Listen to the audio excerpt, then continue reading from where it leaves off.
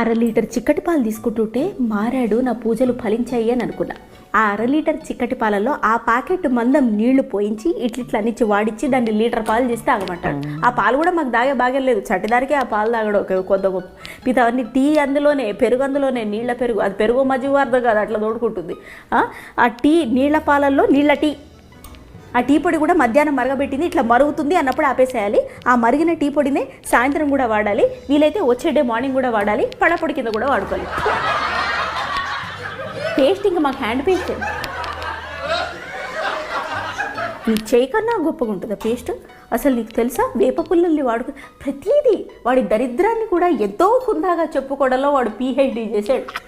తెలుసా వేప పుల్లలకి వాడుకుంటారు, నాలుకలు ఇట్లా అనుకుంటే మంచిది తెలుసా, లేకపోతే ఎనామిల్ పోతుంది తెలుసా? ఇది ఎవరో ఫర్నిచరా ఎక్కువ దుడిస్తే ఎనామిల్ పోవడానికి.